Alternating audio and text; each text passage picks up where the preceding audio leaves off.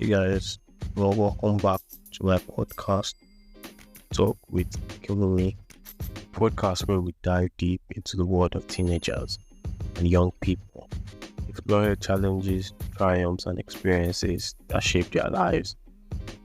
If you're a teenager, young adult, or simply curious about the issues impacting today's youth, you've come to the right place. Join us as we create a space for understanding, growth, and empowerment. Don't forget to subscribe, leave a review, and share this episode with your friends and family. Let's start the conversation.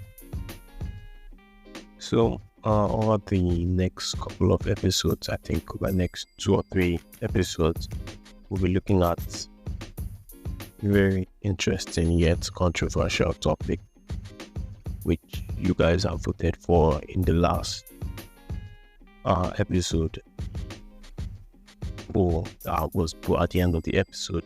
You guys have voted for this topic, and the topic we have before us, I will be examining carefully. Over the next couple of episodes will be bridging the gap, parents versus Gen Z teenagers. Yeah, right. So I divided this into 3 sections actually. I'm going to speak on these 3 sections for a while. Then me and some other teenagers have collaborated together to put together this episode. So I think these couple of episodes, this series actually, would be in 3 parts. The first part, which is this part, would be me and some other teenagers giving our views on this topic, on our experiences, right? And the second part would be parents. I'll be speaking to a parent, like interviewing a parent about the topic. And the third part of the series, which would include everything, would be an interview with a neutral person. Someone who has experience dealing with both parties, parents and Gen Z teenagers. Right, so it's gonna be fun and all that. So please, come with us on this ride. Yeah, the first section of this part where I will speak is understanding Generation Z. What does the term Generation Z mean? It says, anyone born between 1997 and 2012 is a Generation Z teenager. They have grown up in an era defined by technology, social media, and rapid change. They are digital natives, creative, and independent. However, this digital environment can create challenges in their relationships with parents who may not be as tech savvy. Right? According to the demographic of this podcast, I say about 70% of my audience are Generation Z teenagers. I'll put it that way. Young people are striving to make an impact on the world, however, how small, but at least trying to make an impact, going through life day after day, not giving up. All of that. So before I continue, I just want to send a word of encouragement to anyone who has lost either or both of their parents. I pray that God Almighty, who's our Father in heaven, would never leave you, never desert you. Amen. Yeah, so when generations collide, you're a Generation Z teenager and you have a parent who is old school in a sense, there would be various clashes, how you feel things should be done. Your parents might not think that's how it's going to be done. I think there are bound to be clashes since there's various ways that people think. There's a massive difference in the way people think, and it's only I feel like the only solution to bridge the gap essentially should be compromise. One giving way for the other, communication and all of that. But we're getting to that, progressing gradually. So the second section is identifying challenges. Communication is one of the biggest challenges between parents and Gen Z teenagers, with teens spending more time on their devices. Face-to-face interaction have decreased, straining family relationship. Okay, here, well, personally, yeah, I one that spends a lot of time on my phone because I'm always online trying to look for something. I just trying to keep myself up to date on the happenings around me. You know what I'm saying? Like, so it kind of limits the amount of time I interact with people and even my parents. Yeah, you even got to a point where my mom was like, I spent too much time on the phone and all of that. Well, it's all for the greater good, but then it's not really good. I'll put it that way. Interactions, face-to-face interactions are proven countless times to be the best form of communication. Yeah, additionally, social media and technology can exacerbate the divide between generations. Parents may feel disconnected from their teens' digital world, while teens can feel misunderstood or monitored by their parents. Okay, so another personal example which I'll give here is that there was a time when I was writing a couple of exams, like serious exams, and I wasn't really that, if I put it that way. My mom was always like, no, you have to like abandon technology, put your phone away and all that. She even seized the phone at some point. I got the phone back. But this really shows how dependent our generation is on social media and technology, which can expand the divide. I for one, I'm very much closer to my mom than I'm closer to my dad. The reverse used to be the case when I was much younger. When I was much younger, there was no tech. There was tech, but I didn't really have access to it and all of that. But now I'm closer to my mom. I don't know how it happened, but I'm closer to my mom, and we talk a lot. We fight a lot, talk a lot. So it's more or less like a relationship that will break down to the pick up the next minute and all that. So yeah. Lastly, mental health is a significant concern among Gen Z teenagers. With rising anxiety levels and the constant pressure of social media, it's crucial for parents to understand and support their teenagers' emotional well-being. There's a point where parents have to realize that teenagers are no longer children. Okay? They're literally almost adults that are going into the adulthood, and they need all the support that they can get from their parents, most especially, not social media, because social media would lead you astray.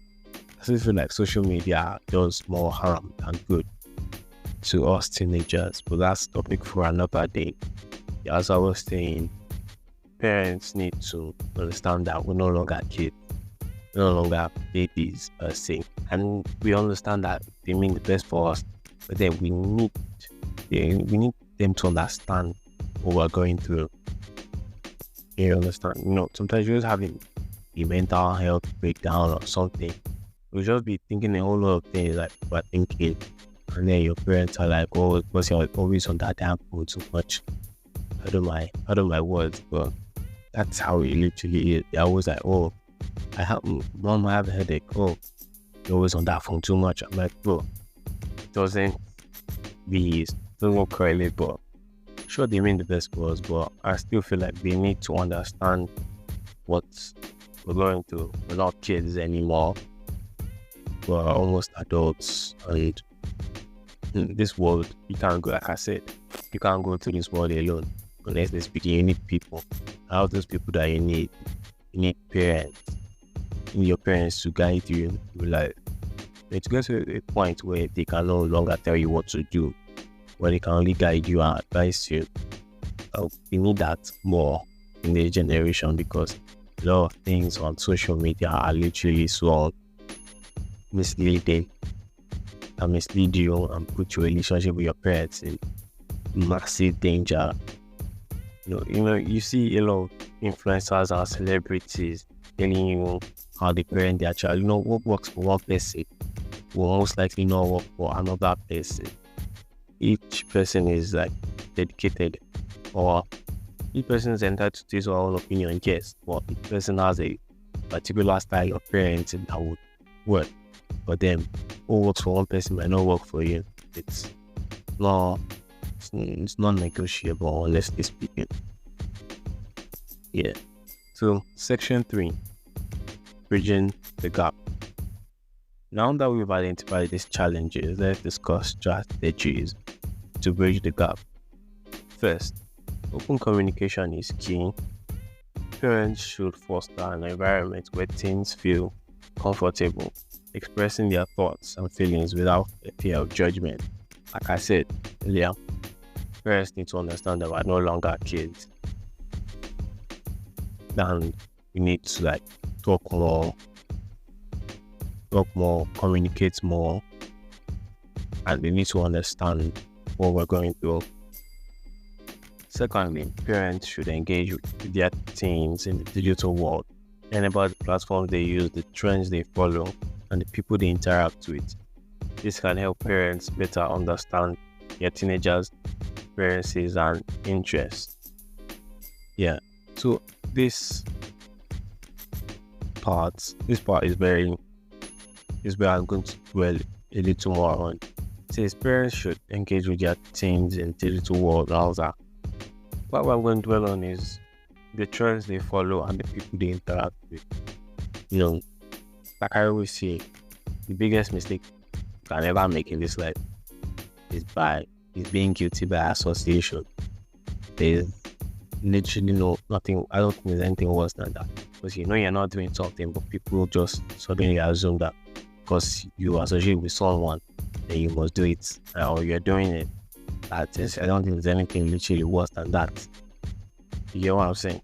So I feel like parents should advise us on type of friends we more free to follow. There's an adage that says, "One elder sees while sitting down, a child cannot see. A child cannot see it, even if he climbs a tree."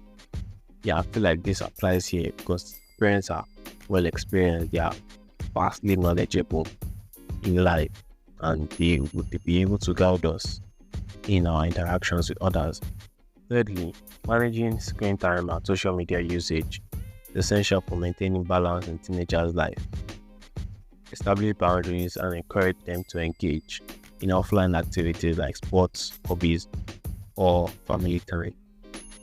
Yeah, recently I just decided that I'll be going out. A lot of times, I want to be staying or being on my phone and all of that because it doesn't really help like that. And my mom supported the idea because it doesn't even like me being home all the time with phone, laptop, and all of that.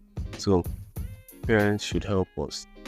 They can't tell us what to do every time, yeah, but they can help us. Like I keep saying, they can help us to guiding, supporting, all of that. Lastly, addressing mental health concerns is crucial. Encourage open conversations about emotions, seek professional help when needed, and foster a supportive home environment. In an environment where, let's see, parents are yelling at each other, yelling at the child, that's not an environment where a person's mental health can be stable. I'm not even giving any category to any person. If you're in an environment where constantly yelling at each other, fights and all of that, I don't think the mental health will be stable. You're going to be working or you're going to be thinking all over the place. You're not going to be able to get your head straight. Yeah, parents and teenagers also should help foster a supportive home environment. So you're going to hear a couple of teenagers give their opinion about this topic. I hope you can learn from their experiences and be able to grab one or two things that they've said and put into good use. Gen Z and parents. First of all, because we need to actually understand what the Gen Z term actually refers to. Does it refer to the generation or the behavior of the people or the behavior of us, or maybe it's just the technology that we use, or we're born in the technological age or something like that. But anyhow, um, some things that, like, let me think of something. Problems faced in communication. Just basically, it is inevitable in a sense when you are different generations trying are looking at it situations from different perspectives. So it is natural that there will be clashes in mindsets, there will be clashes in opinions. So it just depends on who or the individuals involved, I guess. So um there are situations whereby, let me give personal stuff. Sometimes my mom would do something and I'll just be like, okay, this thing is not actually supposed to be done like this, and she wants to be using brutal force to do something. No, she was using like age or kini. There are some things that, irrespective of age, it's wrong or it's not right, because anyhow. Then so we just need to find a way in which we can balance communication, effective communication, with respect. With respect, that respect is very, very important, cannot be overemphasized, because once you start to remove that aspect of respect from it, it just starts to break down the entire communication of things. So you just find that parents and Gen Z teenagers, in a sense, are like estranged from one another. They just don't talk, they don't, and then problems arise in the child's life, and then the parents can't, they don't know their child enough to even weigh in and help, in a sense. I hope you understand, Sha. Okay, one, social media didn't affect me in any way because from the onset, Esther was not a social media person. I'm not one that is always glued to my phone like that. It's just this time that I'm like away from home. I'm not able to see my parents, so it's phone I keep myself company. But I would say I'm closer to my mom than my dad because one, my dad was not a stay-at-home dad. Like he was not a stay-at-home dad throughout the first, let's say GS2. It was not first 13 or 14 years of my life. Was it 13 or 14? 13, 14 or 12 years of my life. So my dad was not a stay-at-home dad. So my dad comes home like twice, 3 times in a year. So when he comes home during those times, as I have not seen my dad for a very long time. Usually happy, glued to him. Usually me and my mom most of the time. Like throughout my child, just me and my mom. Mommy's handbag, just me and my mom. We talk together, we gist together. Times are go through things together, things like that. So when my dad retired, it was strange to me. Like it was very, very strange to me because he was always at home and I was now getting to know him. And he retired at 60 norms. And my mom would say that daddy didn't dagba. So there are some of his characters that were coming up that I did not like. Can just come home and just he's in a bad mood and just raising his voice at anyone. And they can come home and he's going to be in a very good mood, come to the kitchen, help us out, do all sorts of things. But if he's in a bad mood, he'll be raising his voice. But me go and jam me, when my rojan in the kitchen and things like that and this. And yeah, I wanted to say something now.